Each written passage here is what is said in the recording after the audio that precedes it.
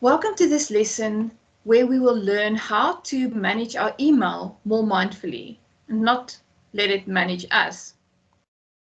One of the biggest challenges of emails is that it makes you accountable to other people's priorities and what they think you should be doing right now.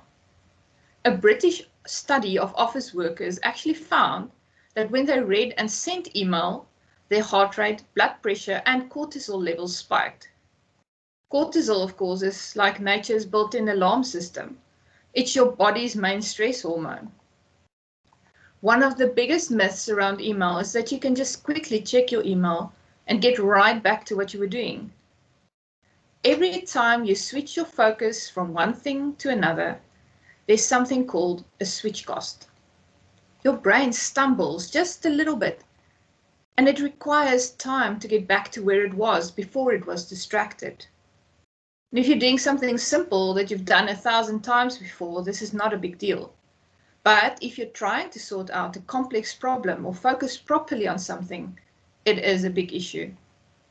One recent study found that it can take your brain up to 15 to 25 minutes to get back to where it was after stopping to check an email. You're not able to think as deeply on something when you're being distracted every few minutes. And thinking deeply is where real insights come from. So how do we combat this? How do we bring our minds to the task we should be focused on more often? For one, put your phone on silent and set your email to deliver new messages only every 30 minutes or manually. This will help. But there is evidence that as your brain becomes accustomed to checking a device every few minutes, it will struggle to stay on task even when it's not interrupted by digital alerts. So it's actually imperative that we start training our brain out of this behavior by becoming mindful and intentional with our notifications and emails as a matter of urgency. Your brain can't focus on two things at once. So checking email all the time means that you're always losing your train of thought.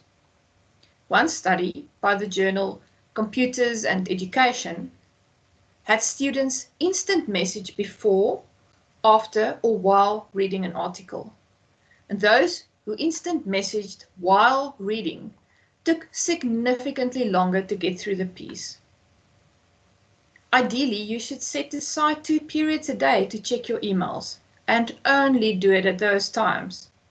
Maybe just before lunch and at the end of your workday, but you'll know what will work best for you. Your productivity will shoot up and you'll produce much better quality and quantity work if you're not always switching between email and your work. So here's your practice for this lesson. Set your emails now so that they only download every 30 minutes. Turn off notifications and also set aside 2 specific times a day to check your emails. These times should not be within the time blocks when you are most productive.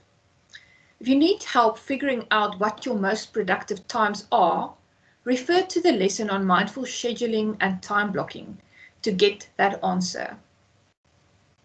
That lesson will give you some insight on when that is. Schedule your emails for other times. I'll see you in the next lesson.